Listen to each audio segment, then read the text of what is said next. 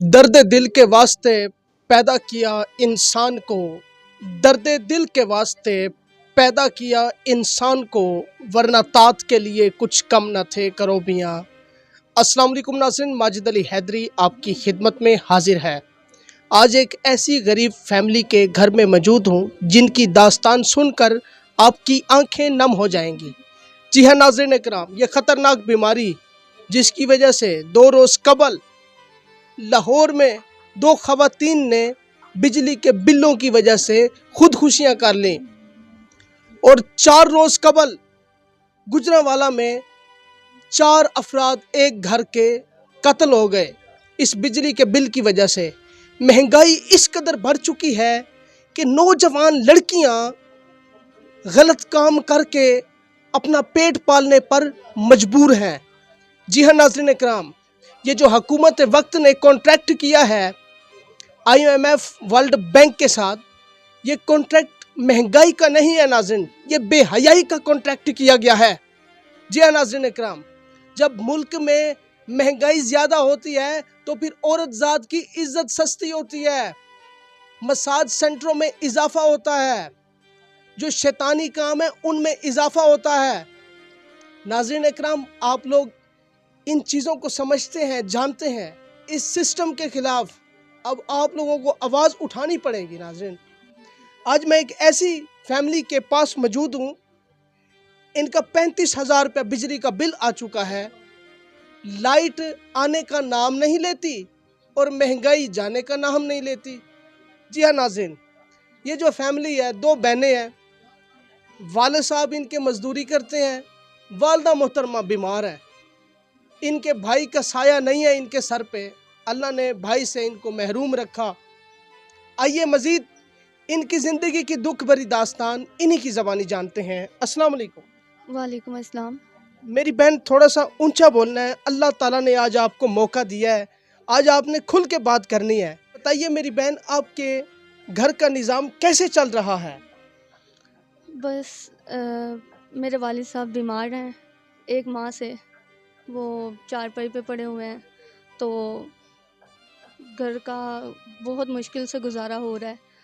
ہم جاب کے لیے اپلائی کرتے ہیں، میری کوالیفیکیشن بھی اتنی زیادہ نہیں ہے، 9th کلاس میں نے چھوڑ دیا تھا، تو جہاں پہ بھی جاب کا اپلائی کرتے ہیں تو وہ کوالیفیکیشن کی وجہ سے وہ منع کر دیتے ہیں۔ جی ناظرین، ایسی چیزیں ہیں جو یہ بہن صاحبہ شرم کر رہی ہیں، بتانا نہیں چاہتی۔ آپ بتائیے، جو مجھے بتا رہی تھیں اس معاشرے کی جو تلخ حقیقت ہے، آج آپ بتائیں، جب آپ جاب کرتی تھیں کس طرح کی لوگ ڈیمانڈ کرتے تھے، بتا دیں آج۔ بہت غلط ڈیمانڈ کرتے تھے، اب میں آپ کو کیسے بتاؤں، جس سے بھی کوئی یہاں پہ بھلائی کا زمانہ نہیں رہ گیا ہے، مطلب جس کے ساتھ بھی اچھا چلنے کی کوشش کریں وہ غلط نظر سے دیکھتے ہیں، تو آگے میں آپ کو نہیں بتا سکتی، آپ بھی سمجھدار ہیں، آپ کو بھی پتہ ہے سب۔ بالکل، کوئی چیز ہم سے ڈھکی چھپی ہوئی نہیں ہے، اس مرد کے سینے میں ہزاروں راز دفن ہے ناظرین، اس زبان کو خاموش ہی رہنے دیں، نہیں تو پھر ایسے راز میری زبان سے ادا ہو جائیں گے جن کی وجہ سے پھر میں گرفتار بھی ہو سکتا ہوں ناظرین۔ تو ان کے ساتھ ایک چھوٹی بہن بیٹھی ہیں، ان سے بھی بات کرتے ہیں۔ السلام علیکم۔ وعلیکم السلام۔ جی میری بہن، کیسی ہیں آپ؟ جی اللہ کا شکر ہے بھائی۔ جی بیٹا، آپ بتاؤ گھر کے حالات کیسے ہیں، کیسے گزر بسر ہو رہا ہے؟ بہت مشکل ہو رہا ہے، ہمارے گھر کھانے کے لیے کچھ نہیں ہے، ہمارے گھر کھانے کے لیے کچھ نہیں ہے، پاپا سیریس ہو کے بتاؤ۔ ہمارے گھر کھانے کے لیے کچھ بھی نہیں ہے، پاپا مزدوری کرتے تھے، کبھی لگ جاتی ہے کبھی نہیں لگتی، ہمارے کرایہ دینے والا بل اتنا آ گیا، ہم کیسے افورڈ کریں، ہم کام کرنے گھروں میں کام کا پتہ کرنے جاتے ہیں، ہمیں وہ کام ہی نہیں مل رہا، تو اتنی مہنگائی ہے، لوگ رکھ بھی نہیں رہے، کہتے ہیں خود ہی ہم کام کر لیتے ہیں، کوئی بھی نہیں رکھ رہا ہمیں کام پہ بھی۔ جی ناظرین، اور یہ چھوٹی بچیاں ہیں، کنواری ہیں، اور آگے یہ نکاح بھی کرنا چاہتی ہیں، ان کے اوپر قرضہ بھی چڑھا ہوا ہے۔ کتنا قرضہ چڑھا ہوا ہے؟ قرضہ بہت زیادہ، ابھی دیکھیں بل ہمارا کتنا زیادہ ہے، اور ابھی 2 ماہ کا ہم نے رینٹ بھی نہیں دیا، گھر کا رینٹ اتنا زیادہ ہے، ٹھیک ہے، گھر کے رینٹ سے زیادہ بل آ رہے ہیں ہمیں۔ جی ناظرین، خاص طور پہ آج مجھے ان کی والدہ محترمہ نے کال کر کے بلایا، اور بے بس مجبور لوگ ہیں، قسم پرسی کی زندگی گزار رہی ہیں، حالات ان کے بہت خراب ہیں، اللہ تعالیٰ ان کے حال پہ اپنا رحم فرمائے۔ اچھا میری بہن مجھے یہ بتائیں، آگے آپ نکاح بھی کرنا چاہتی ہیں، کیسے ہم سفر ہوں دونوں بہنوں کے لیے؟ دیکھیں نکاح کرنے کے لیے بھی پیسے ہونے چاہیے، ہمارے پاس اپنا گھر نہیں ہے، رینٹ کے گھر پہ ہم رہ رہے ہیں، جس سے ہم نکاح کرنے کا سوچیں گے، جس سے فار ایگزامپل ہم کریں گے، کیا وہ گھر بھی دیکھتے ہیں، پیسہ بھی دیکھتے ہیں، لیکن ہمارے پاس کچھ بھی نہیں ہے۔ اچھا، کوئی اللہ کا نیک بندہ آپ کے دونوں بہنوں کے سروں پہ دست شفقت رکھے اور نہ آپ سے جہیز کا مطالبہ کرے اور نہ ہی آپ کو فورس کرے کہ آپ خرچ کریں شادی پہ بیاہ پہ، تو آپ نکاح کے لیے ایگری ہیں؟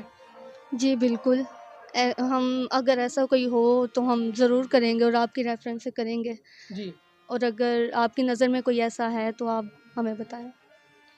اچھا میری بہن آپ مجھے یہ بتائیں کہ اگر کوئی بڑی عمر کا ہو یا شادی شدہ ہو دوسری شادی والا، ان سے بھی نکاح کر لیں گے؟